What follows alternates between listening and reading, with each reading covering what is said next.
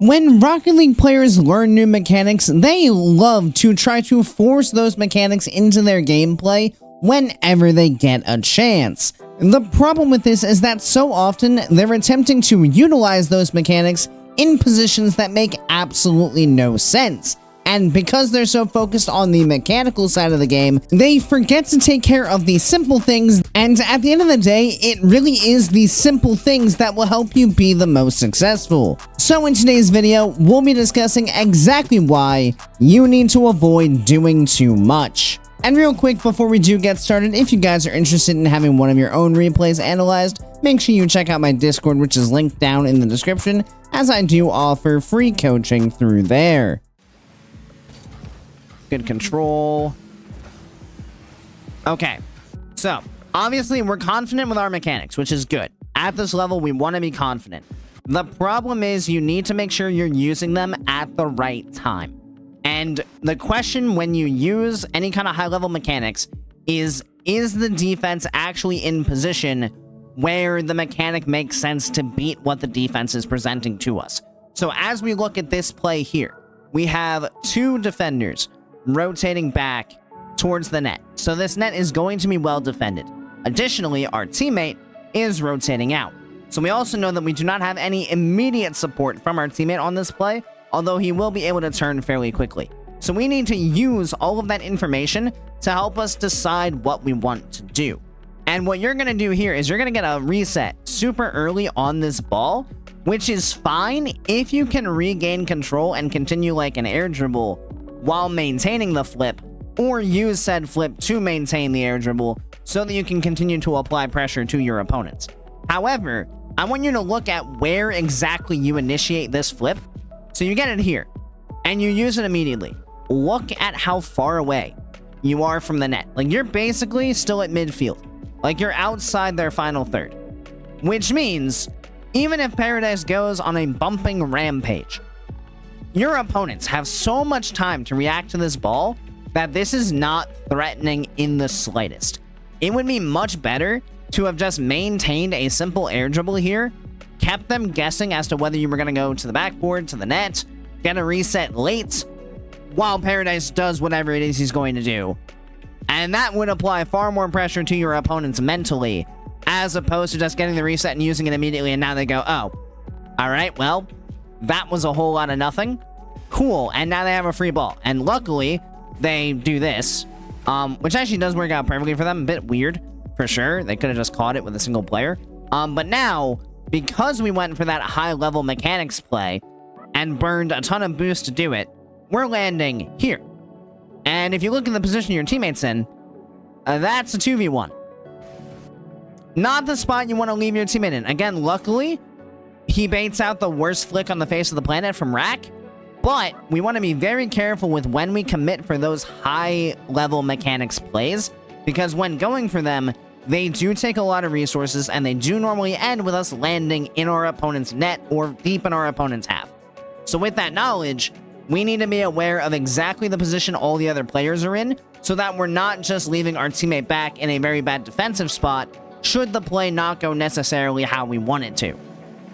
Good control, this is fine. So again, same thing here. Don't overdo it. Like, you flipping forward like this, like, yeah, we gain speed. Again, both defenders are back just watching this happen. And now, from their perspective, they've seen you use your flip. So now they know that you no longer can really change the trajectory of this ball unless you get a reset. So they can just read the trajectory of where the ball is going and play off of it. You want to make sure that any kind of touch that's going to relinquish control of the ball does not happen while both defenders are just staring at you while you're at midfield. Because that normally results in, again, you landing really far upfield and them just getting free control of the ball, which is terrible from your teammate's perspective. It's about the worst thing you can do. Now, luckily, you do get back to it, which is fine and fair. But again, you just want to be careful about that. Like, yes, you get back to it there, but that's still a dangerous game you're playing with that kind of play. Rotate on around. That's unfortunate. I understand why you want to jump early. Maybe a little bit more awareness of your teammate possibly getting another touch here. Obviously, we're not going to expect it. But realistically, you still have the beat on your opponent even if you wait another half second. And if you waited that half second and saw that touch, now you still have that free net. But instead you jump a little bit too early while your teammate was still working on outplaying your opponent. And it means that you can't actually react to the final touch. So again, a little bit more patience. Even if it means you lose this one specific opportunity, it is okay to have opportunities, like half chances pop up that we don't take advantage of. Like, it's all right if we don't score every single opportunity that we have, because especially now that we're up by 3 with 2 minutes left, there is no reason for us to push super hard for another goal, especially in a situation like this where our teammate is working this ball out. We really don't know exactly what he's going for. Like, yeah, he's trying to pass this ball into the mid, but if we just waited another half second, we would have the free shot now instead of trying to rush it a little bit too fast. And now again, this could and probably should have just been in the goal, but blue team can't shoot this game, apparently. The important thing is to remember that in every single play, your number one goal is to make sure the ball does not go into your own net. That applies both when you're pushing on offense, as well as obviously when you're playing defense. Objective number 2 is to put the ball in your opponent's net. Because the truth of the matter is, it is physically impossible to lose a game of Rocket League if you do not allow your opponents into your net. If your net stays clean, you cannot lose. That's why this is your number 1 priority, and that's number 2. Because if you score at some point, you're fine. As long as you keep your opponents out of your net, you can score whenever you want, and you're going to win. So focus number 1 on maintaining cleanliness of your own net, and then focus on putting the ball in your opponents, and things will work out just a little bit better for you. Recognize the opponent has the touch. This is fine. Okay, so again, this is where we talk about just not doing too much, because you're going for a play here, again, with both opponents right in front of you. There's very few chances that you're going to be able to get past both of them, because with the play you're going for, you are going to have moments where the ball is simply not in contact with your car, and that's just kind of the reality of going up to the ceiling like this. So ideally here, again, we have a 3-goal lead. The one thing we want to avoid is putting the ball in any position where the opponents can just have it for free.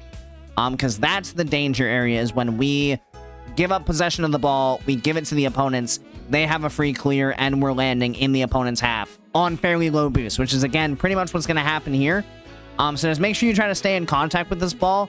Even an air dribble here would be totally fine. Again, not every play needs to be designed to beat every single opponent as hard as possible. Sometimes it is perfectly fine to just take the simple play and take what is going to allow you to maintain possession of that ball for as long as possible, which in this case, if we just took the air dribble, then we'd be able to bait out a 50 with one of these two on our own terms, or possibly even bait in both of them in awkward spots. But then we'd be controlling exactly how that 50-50 goes, as opposed to hitting the ball away from us and giving this player an opportunity to run onto it and get it past us, which is what we want to avoid, because you can see just that little bit of space that's created between you and the ball allows Dig to jump up to it, and now allows Rack to get back over.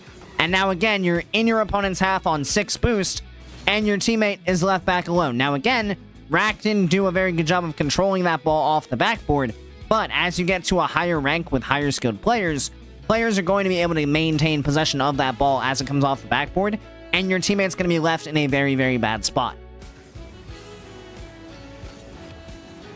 So right here, we're just working on very low boost for no reason, and it's again just because we're not focusing on our pathing as we're rotating.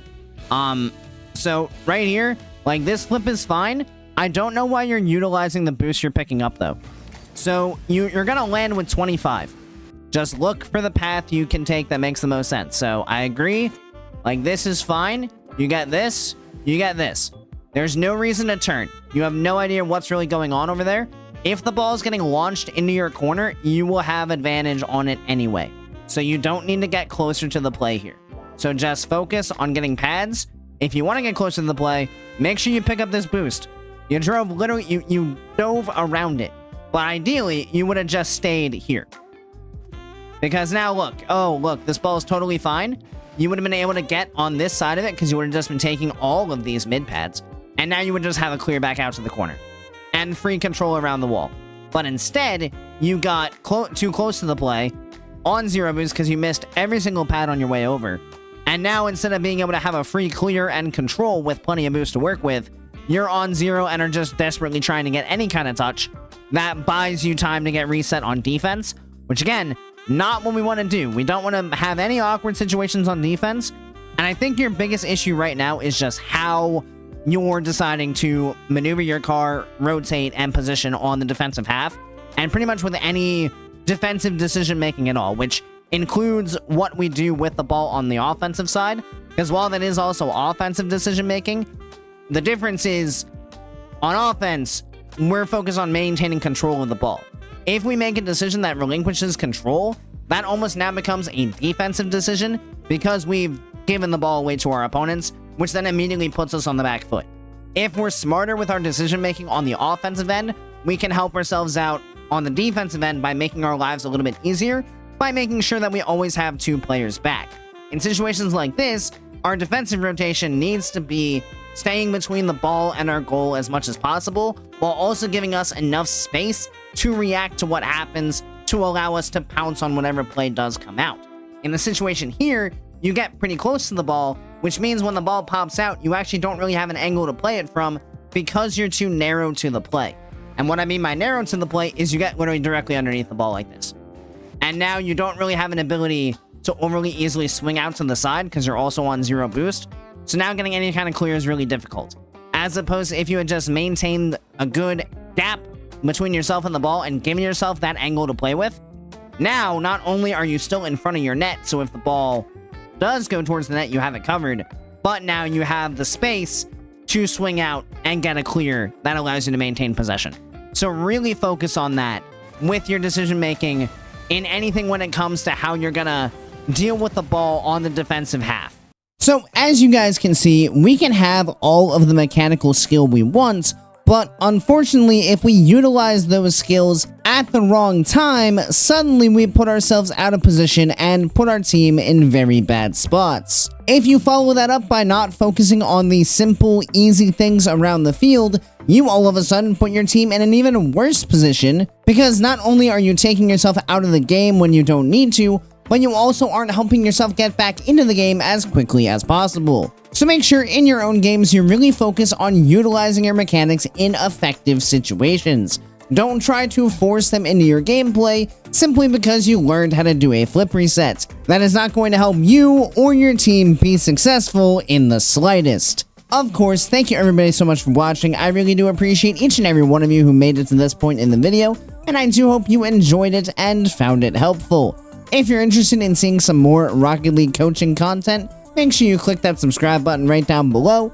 As with each and every video, I strive to help you guys get just a little bit better at Rocket League. Additionally, if you'd like to be a bit more involved in the community we're building here, and again, possibly have one of your own replays analyzed in the future, make sure you do join my Discord, which is again linked down in the description. And as always, I hope you guys have a great rest of your day, and I'll see you next time. See you later, guys.